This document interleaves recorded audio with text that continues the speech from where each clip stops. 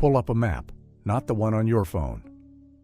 An old one, Spanish, hand-inked, drawn on vellum sometime in the early 1700s, with the Caribbean sprawling across it in faded browns and blues, and a compass rose bleeding gold in the corner. Find Cartagena on the northern coast of what is now Colombia. A fortified harbor, walls 30 feet thick, cannons pointing out at the water. Now trace west along that coastline, past the mangroves, past the shallows, until you reach a scatter of low islands called the Islas del Rosario. Stop there. Look at the water just south of them.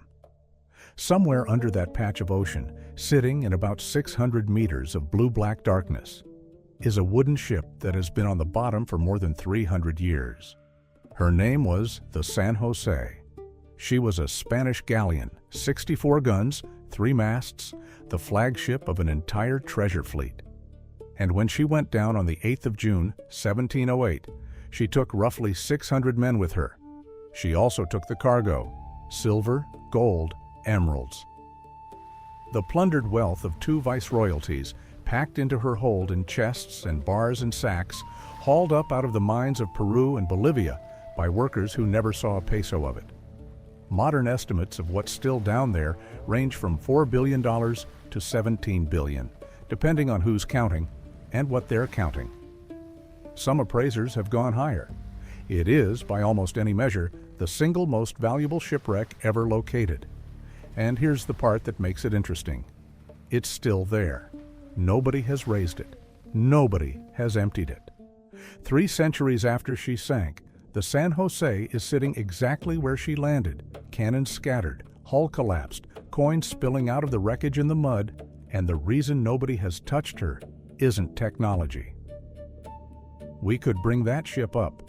The reason is that at least 4 separate parties are currently arguing over who owns it, and the argument has been running for over 40 years. Before we go any further, I need to stop for a second, because what I've been showing you in these videos only scratches the surface. And I realized at some point that the full picture, the actual pirate code, word for word, the real punishment records, the exact treasure division shares, the ports that secretly funded them, it doesn't fit in a video. I put it all into one document, the Black Flag Codex. It's linked below, and the QR code is on your screen. Now, let's keep going. But before any of that, before the lawyers and the submersibles and the billion-dollar valuations, there was a battle, a running fight at dusk in bad weather off the Colombian coast between a Spanish treasure fleet and a British squadron that had been waiting months for exactly this moment. Let's start there. To understand why the San José existed at all, you have to understand what the Spanish Empire actually was in the year 1700.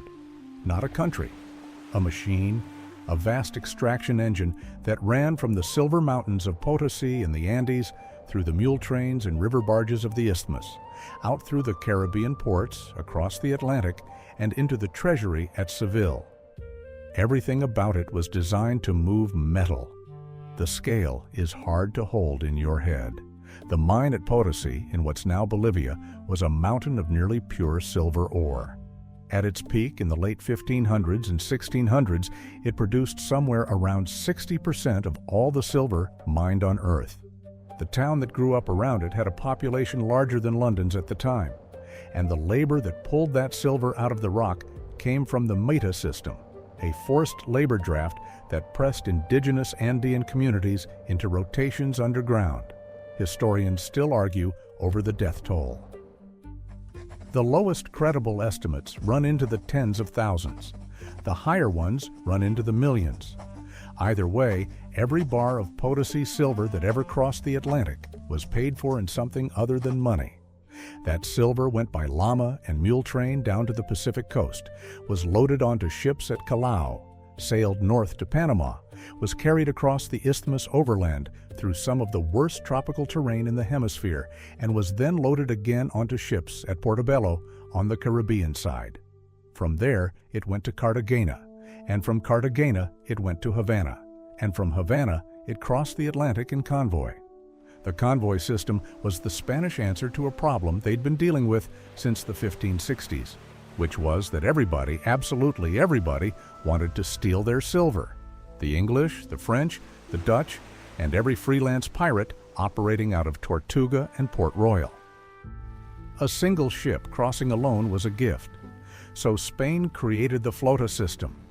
Treasure ships would sail only in massed convoys, escorted by heavily armed warships called galleones, and those escorts existed for one purpose: keep the money afloat. The San José was one of those escorts. Built at Mapil in the Basque Country and launched in 1698, she was designed specifically for this route. She carried 64 bronze cannons, many of them cast with dolphin-shaped lifting handles that would later become one of the key pieces of evidence in identifying her wreck. She displaced around 1,200 tons, and in 1708 she was the Capitana, the flagship, of the Tierra Firme fleet under General José Fernández de Santillán, the Count of Casa Alegre. But the empire that built her was in serious trouble. By 1708, Spain was 5 years into the War of the Spanish Succession. The old Habsburg king, Charles II, had died in 1700 without an heir, and the question of who would inherit the Spanish throne and its enormous overseas empire had dragged nearly all of Europe into war. France backed a Bourbon claimant. England, the Dutch Republic, and Austria backed a Habsburg one. Fighting was happening in Flanders, in Italy, in Spain itself, and across the Atlantic in the Caribbean. And war costs money. Specifically, it cost Spain money it did not have. The treasure fleets had become erratic. Voyages that were supposed to happen annually were being delayed by years because the Atlantic was too dangerous. Silver piled up in Cartagena and Portobello with nowhere to go. Merchants went unpaid. Soldiers went unpaid. The Bourbon king, Philip V, was borrowing against future shipments that kept failing to arrive. So when the 1708 fleet was finally assembled, it wasn't just a routine crossing. It was a lifeline. That cargo was supposed to fund the war effort. The pressure to sail and to sail on schedule was coming from the highest levels of government, which is why the fleet sailed even though everyone involved knew the British were waiting. They were. Commodore Charles Wager had been given command of a small British squadron in the Caribbean with orders that amounted to one sentence: find the treasure fleet and take it. Wager had 4 ships. His flagship was the Expedition, 70 guns. Alongside her were the Kingston at 60 guns, the Portland at 50, and a fireship called the Vulture. Wager had been hunting for months. He knew the fleet was in Cartagena. He knew it had to come out eventually, and he understood something about how the Spanish convoy would be structured, which was that the treasure would not be spread evenly. On these fleets, the bulk of the registered royal cargo traditionally went into the Capitana and the Almiranta, the flagship and the vice-flagship. If you wanted the money, you didn't chase the merchant ships. You went for the biggest, best-armed vessels in the formation. That was Wager's plan, and it was not a cautious one. He intended to attack a numerically superior force, ignore the easy targets, and drive straight at the 2 warships most capable of killing him. The Spanish fleet left Portobello in late May of 1708. It was a mess. 14 merchant ships, 3 warships, and a scattering of smaller vessels, all moving at the pace of the slowest hull in the formation. The San José led as Capitana. The San Joaquin, also 64 guns, served as Almiranta. The Santa Cruz, a smaller warship of around 44 guns, made up the 3rd escort. The crossing to Cartagena should have been simple. It was a coastal run of a few hundred miles in familiar water. But the fleet was late, undermanned, and heavily overloaded, and Fernández de Santillán knew from intelligence reports that a British squadron was somewhere out there in the same stretch of sea. There was a council of war.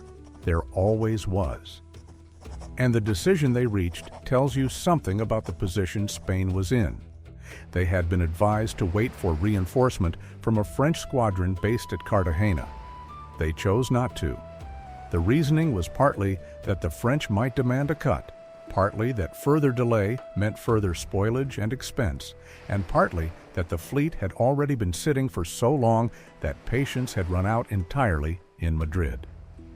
So they sailed into water they knew was hunted, carrying the most valuable cargo in the Atlantic in a formation that couldn't outrun anything.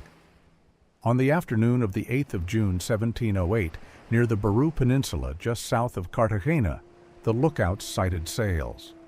What followed is known as Wager's action, and the accounts of it disagree on almost every detail except the outcome.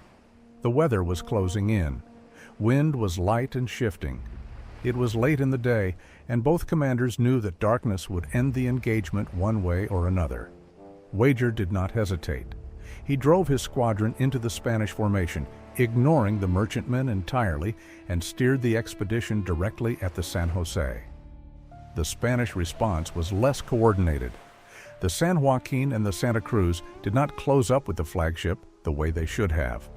Whether that was confusion, poor signaling, or a deliberate choice to protect their own cargo is something historians have been arguing about for 300 years, and the Spanish naval inquiry afterward was not gentle about it, which left the San José alone, exchanging broadsides with the expedition at close range. Understand what that actually meant on a wooden warship. When two 60-plus gun vessels fight at pistol shot, they aren't trying to sink each other. Sinking a ship is difficult, and in this case, would have been catastrophic for Wager's whole purpose. He wanted the San José captured, boarded, and sailed into an English port with her hold intact. What he wanted was to shatter her rigging, kill her crew, and force a surrender. So they hammered each other, round shot punching through hull planking, sending clouds of foot-long oak splinters across the gun decks, which killed more men in these battles than the cannonballs themselves. Chain shot, tearing up sails and stays. Musket fire from the fighting tops. Smoke so thick the gun crews were loading and firing by memory. Below the waterline, boys carrying powder charges up from the magazine at a run, barefoot on decks, slick with what had already been spilled. Accounts suggest the exchange went on for around 90 minutes. The expedition took damage, the San José took worse, and then, sometime after 7 in the evening, with the light nearly gone, the San José exploded. The blast was enormous. Wager's own dispatch describes the shock of it, describes his ship being showered with burning debris, describes the sudden and total disappearance of the vessel he had been fighting. She went down in minutes. Of roughly 600 souls aboard, 11 survived. What caused it has never been established. The obvious answer is the magazine. A shot or a spark reaching the powder store would do exactly this, and it happened often enough in the age of sail that every captain planned around it.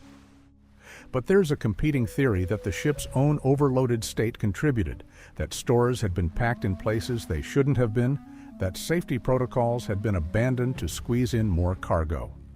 And there's a darker suggestion that has floated around the edges of the story for centuries, that the explosion was deliberate, that rather than let the flagship of the Spanish crown be towed into an English harbor as a prize, someone aboard made a decision. There is no hard evidence for this. It's the kind of story that attaches itself to a disaster because the alternative, an accident, feels insufficient. But it persists, and you can understand why. 600 men and the wealth of an empire vanishing in a single flash of light is a thing the human mind wants a reason for. For Wager, it was a disaster of a different kind. He had just watched the entire point of his mission drop into 600 meters of water. He turned on the rest of the fleet, engaged the San Joaquin, and failed to take her. He captured the Santa Cruz.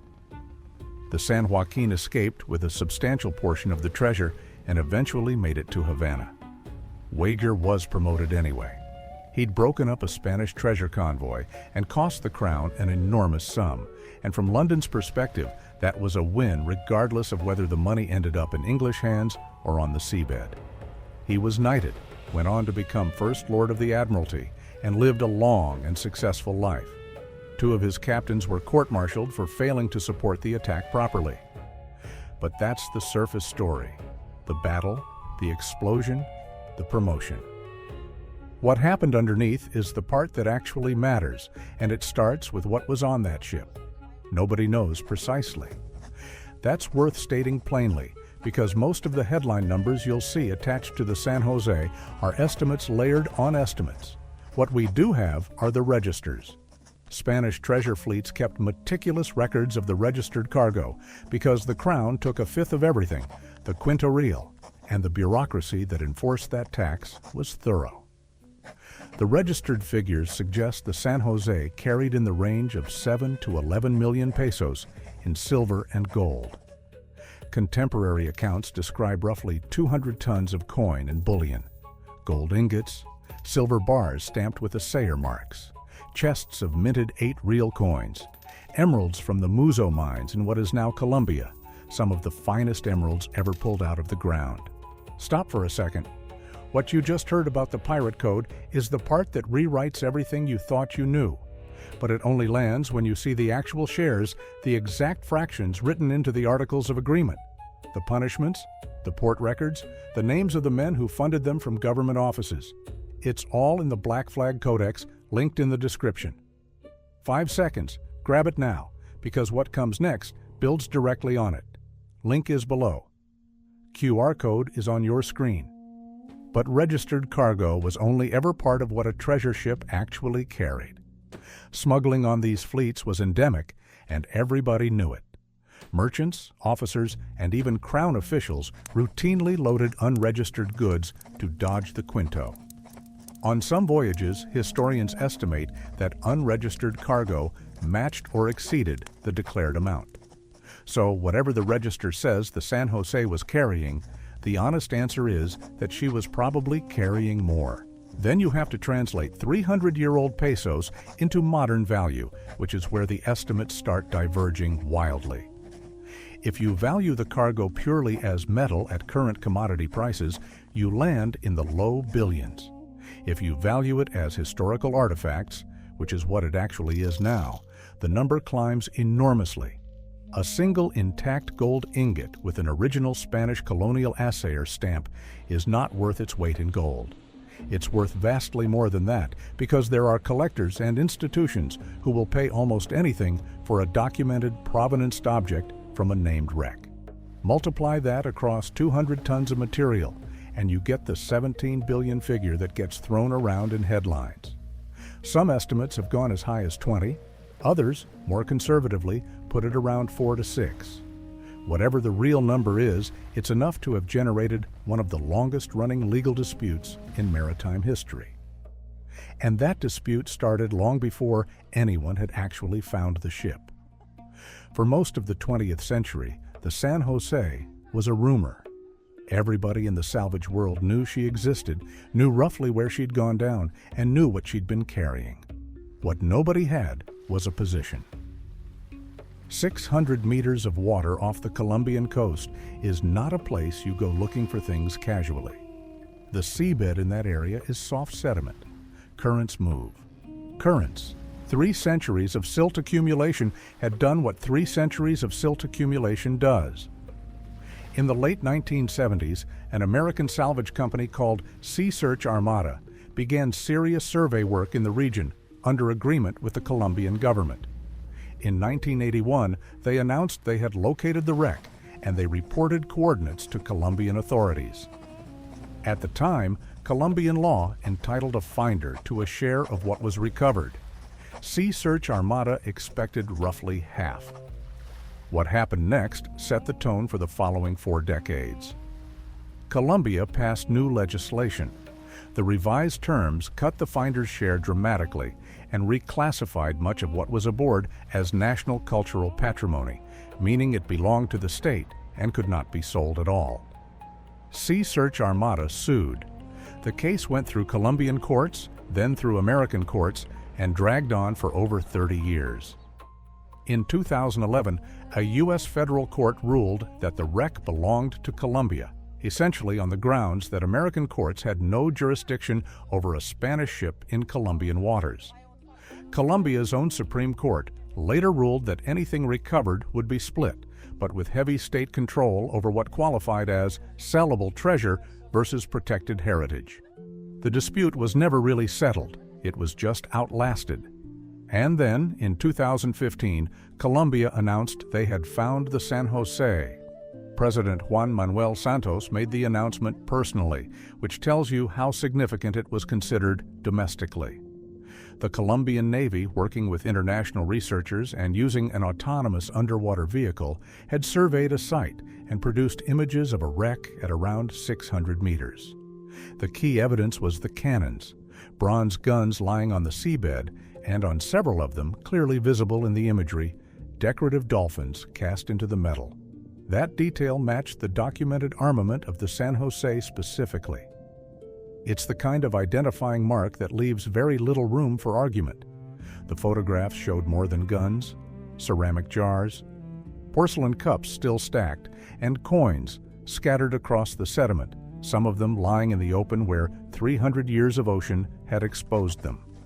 Colombia declined to release the exact coordinates. They still haven't. The location is classified as a state secret, guarded specifically to keep private salvage operations away. But announcing the discovery didn't resolve anything. It made everything worse because now 4 separate parties had a concrete thing to argue about. Colombia's position is straightforward. The wreck lies within their territorial waters. It is part of the nation's submerged cultural heritage. It should be excavated by Colombian institutions, studied by Colombian archaeologists, and displayed in a Colombian museum. Spain's position is also straightforward and completely incompatible. The San José was a warship of the Spanish crown on state service, sunk in combat.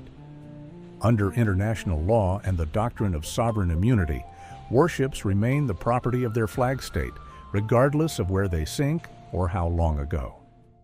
Spain has invoked exactly this principle successfully before, most notably in the case of the frigate Mercedes, where a U.S. court ordered a private salvage company to return 500,000 recovered coins to Spain. Spain considers the San José a war grave containing 600 Spanish dead. Sea Search Armada, now operating through a successor entity, still maintains it located the wreck first and is owed compensation. That claim has been pursued through international arbitration with billions of dollars at stake. And then there's the fourth party, the one that received the least attention for the longest time and arguably has the strongest moral claim. The Caracara Nation, an indigenous Bolivian people, have formally asserted that the silver aboard the San José was mined from their ancestral territory using forced labor. They have argued that the wealth in that hold was never Spain's to lose or Colombia's to inherit. It was extracted from their land by their ancestors under a system of coercion and shipped away without consent or compensation. It's an argument that most maritime law simply has no framework for. Salvage law deals in finders, owners, and flag states. It does not deal in the question of where the cargo came from before it was cargo. But the Caracara claim points at the thing sitting underneath this entire story, which is that the San José's treasure was never treasure in any neutral sense. It was the output of an extraction system, and the people at the bottom of that system never saw any part of it. The ship sank with 200 tons of the product of their labor in her hold, and 300 years later, 4 groups are arguing about who gets it, and only one of them is descended from the people who dug it out of the ground. Meanwhile, the ship sits there. And the physical reality of that is worth spending time on because 600 meters is a strange depth. It's beyond any recreational diving. It's beyond most commercial saturation diving. It's a depth that requires remotely operated vehicles, and it's cold, dark, and under about 60 times atmospheric pressure. What that pressure and cold and darkness do to a wooden shipwreck is complicated. In warm, shallow water, a wooden hull is destroyed within decades. Shipworms, specifically Teredo navalis, bore through submerged timber with remarkable efficiency. Wave action breaks up structure. Marine growth colonizes everything. At 600 meters, most of that slows dramatically or stops.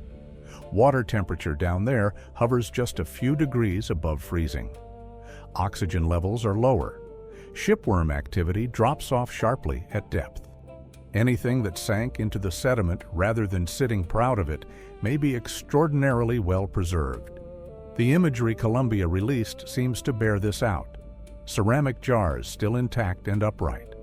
Porcelain cups in recognizable stacks, meaning some portion of the cargo settled without violent disruption despite the explosion that sank the ship. That's remarkable, and it's what makes the San José scientifically valuable in a way that has nothing to do with the gold. Because here is the thing that gets lost in every headline about the $17 billion. A sealed wreck from 1708 is a time capsule of an entire civilization at a specific moment.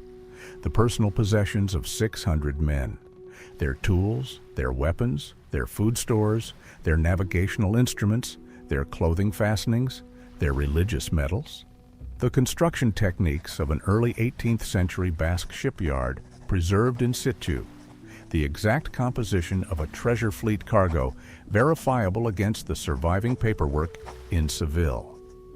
That information is not replaceable, and it can be destroyed very easily. A poorly conducted salvage operation that goes after the gold and disregards the context turns an archaeological site into a pile of objects with no story attached. It's happened repeatedly with other wrecks, and it's the central fear of every archaeologist watching this case. Columbia has moved slowly toward excavation. In 2022, the Navy conducted further survey work with remotely operated vehicles, producing much higher resolution imagery. They documented gold ingots, coins, cannons, and a scattering of personal effects. They also, notably, discovered 2 additional shipwrecks in the same general area, one of them apparently a colonial-era vessel, and one a schooner from roughly the early 20th century, which tells you something about how much traffic that stretch of coast has carried and how much of it is still down there. In 2024 and into 2025, Columbia declared the site protected and began preparing for a formal, phased scientific extraction. Initial recovery of selected artifacts, careful documentation, a dedicated museum in Cartagena. Spain objected. Spain continues to object. The Cara claim remains unresolved. The arbitration with the American salvors has produced rulings that Columbia has disputed. And that's roughly where the story stands. A ship full of the wealth of an empire, sitting in the dark, mapped, photographed, positively identified, and untouched, because the legal question of who owns it has proven harder to solve than the engineering question of how to reach it. There's a particular irony in that, and it's worth sitting with for a second. The San José was sunk because Spain couldn't afford to wait.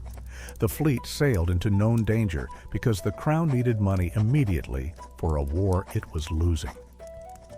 Every decision that put that ship in Wager's path was a decision driven by urgency. Sail now. Don't wait for the French. The treasury is empty. And the result of all that urgency is that the treasure has now sat completely unspent for 317 years. Nobody got it. Not Spain, who needed it. Not Wager, who fought for it. Not the merchants who had loaded it. Not the Crown that had taxed it. Not the miners who had cut it out of the mountain. It went into the water in the space of about 90 seconds, and it has been doing nothing ever since. The war Spain was fighting ended in 1714 with the Treaty of Utrecht. Philip V kept the Spanish throne. The empire lost territory, lost the exclusive slave trading contract to Britain, and began the long, slow decline that would culminate in the loss of nearly all its American possessions within a century. The treasure fleets kept running until the system finally collapsed in the 1770s and 80s. Potosi kept producing until the richest ore was gone. And the whole time, the San José was already on the bottom, holding a fraction of that wealth in permanent suspension. There's one more piece of this worth mentioning, because it's the part that tends to get skipped entirely. 600 men, not treasure, men, sailors, gunners, Marines, officers, ship's boys. Some of them were career Navy, some were pressed, some were teenagers who had signed on in Cadiz or Cartagena because it was that or starve. They were on that ship because somebody else needed silver, moved across an ocean, and when the magazine went up, they had no warning and no chance. 11 lived. Spain's argument that the site is a war grave is a legal argument, and it's a convenient one for Spain. But it's also true. Whatever the courts eventually decide, whatever gets raised and whatever gets left, that is where 600 people died in the dark. In cold water, in a war none of them started, carrying money none of them would ever spend. The Islas del Rosario are a tourist destination now. Snorkeling, day trips out of Cartagena, coral reefs, white sand. Boats run out there every morning full of people in sunglasses. Somewhere off to the south of all that, below any depth a swimmer will ever reach, past the point where the blue turns black, there's a field of bronze cannons lying in the sediment with dolphins cast into their barrels. And around them, spilling out of a hull that hasn't been a hull in a very long time, coins. Silver 8 reals stamped in Potosi and Lima. Gold ingots with a Sayer mark still legible. Emeralds that came out of the Muzo mines and have never been seen by anyone since the day they were loaded. Every so often, a submersible goes down and takes photographs, and the photographs come back showing exactly what came back last time. Nothing moved, nothing taken, just the same wreck in the same silt, waiting for 4 governments and 1 indigenous nation and a handful of lawyers to reach an agreement that has eluded them since 1981. The richest shipwreck in the world isn't lost. It hasn't been lost for a decade. We know where it is. We have pictures of it. We could go get it. We just can't agree on who gets to. And so it sits, $17 billion of an empire's ambition, exactly where Charles Wager's guns put it on a bad evening in June of 1708, in 600 meters of water off the Colombian coast, with 600 men and no owner and no end in sight.